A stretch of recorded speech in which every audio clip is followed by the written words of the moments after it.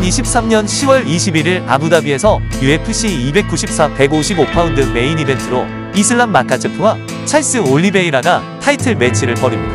이번 경기는 두 사람의 재대결입니다.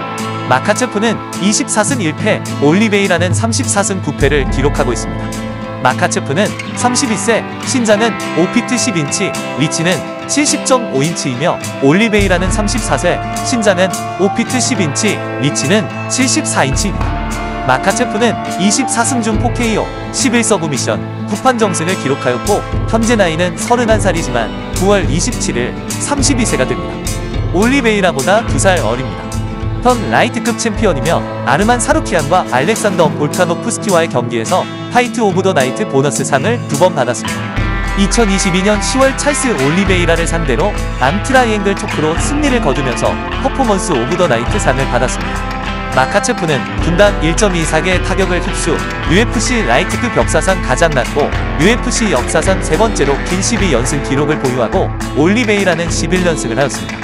마카체프는 아마추어 데뷔 없이 2009년에 곧바로 프로로 데뷔했습니다. 2010년 8월에 첫 경기를 시작으로 2015년 5월에 UFC 데뷔전을 치렀습니다. UFC 경력에서 13승 1패와 7번의 피니시를 기록했습니다. 주목할 만한 승리로는 11승 2패를 가지고 있었던 크리스 웨이드를 이겼고 베테랑인 닉 렌츠를 판정으로 꺾기도 했습니다. 또한 사루키안과 하모스를 상대로 만장일치 판정승을 거두었고 터프한 타격가인 드류 도버를 암트라이앵글 초크로 탭을 받아냈습니다. 티아고 모이세스를 이어 네이키드 초크로 서브미션 승을 하였고 랭킹 안에 있었던 댄 후커를 기무라 서브미션으로 승리를 거두기도 하였습니다. 바비 그린을 손쉽게 TKO로 꺾고 2022년 10월 UFC 280에서 비어있었던 UFC 라이트급 타이틀전을 찰스 올리베이라와 맞대결하여 챔피언 벨트를 획득하였습니다. 2023년 2월 11일 UFC 284에서 패더급 챔피언인 알렉산더 볼카노프스키와 라이트급 1차 방어전을 치러 5라운드 만장일치 판정승을 거두었습니다. 당시 상위 랭커들인 올리베이라, 볼카노프스키, 댄 후커를 누르면서 그동안 순위에 없었던 선수들과 많이 싸워 이겼으나 과소평가받고 있었던 의구심을 털어냈습니다. 2015년 아드리아누 마르틴스에게 1라운드 KO 패배에는 한 번도 진 적이 없습니다. 마카체프의 분당 유효 타격은 2.35로 그리 높지 않습니다. 그는 상대와 레슬링을 많이 하기 때문에 다른 사람들에 비해 스트라이크가 적습니다. 타격 정확도는 59%, 타격 방어율은 61%로 많이 맞는 편은 아닙니다. 분당 평균 테이크다운 횟수는 3.24로 상당히 높다고 할 수 있습니다. 또한 테이크다운 정확도가 60%라서 좋은 편이며 테이크다운 방어율은 90%로 UFC에서 가장 높은 테이크다운 방어율을 가지고 있습니다. 마카체프와 이번에 맞대결을 펼치는 상대는 UFC 최고 파이터 중 한 명이라고 많은 사람들의 입에 오르내리는 찰스 올리베이라입니다. 올리베이라는 34승 9패 33세입니다. 10월 17일에 34살이 됩니다. 두 명 모두 경기 전에 한 살씩 더 먹고 싸우게 됩니다. 올리베이라는 5피트 10인치이고 리치는 74인치로서 챔피언보다 3.5인치 더 긴 리치 이점을 가지고 있습니다. 그는 UFC 라이트급 랭킹 1위이고 전 라이트급 챔피언입니다. 주짓수 블랙벨트 보유자로 UFC 역사상 가장 많은 서브미션 승리를 기록했습니다. 또한 20살 때 UFC 역사상 가장 많은 피니시를 기록했습니다. 퍼포먼스 오브 더 나이트 보너스를 13번이나 받았습니다.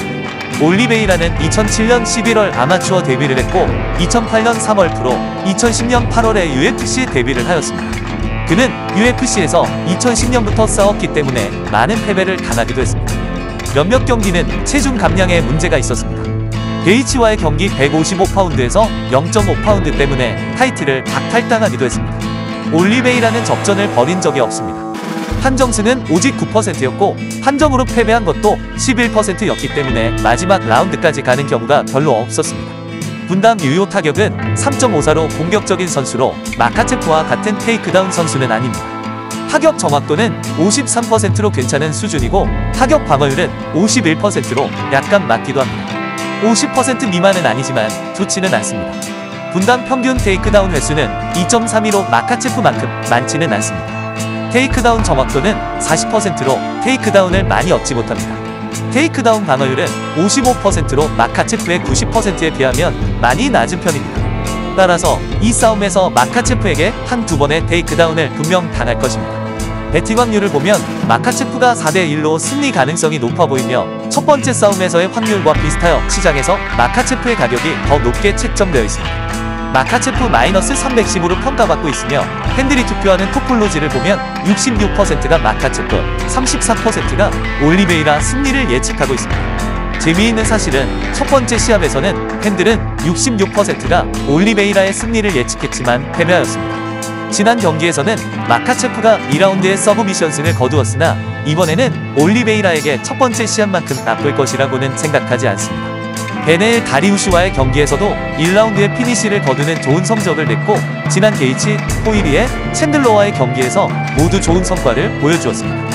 올리베이라가 마지막 라운드까지 가지는 않기 때문에 한 점으로 끝날 가능성은 매우 낮고 마카체프는 대부분의 승리를 서브미션으로 이겼기 때문에 첫 번째 경기처럼 끝날 것으로 보입니다. 또한 올리베이라의 9패 중 8패, 약 88%가 KO나 서브미션으로 끝났습니다. 88%는 꽤 높은 숫자입니다. 그리고 이번 경기가 아부다비에서 열립니다.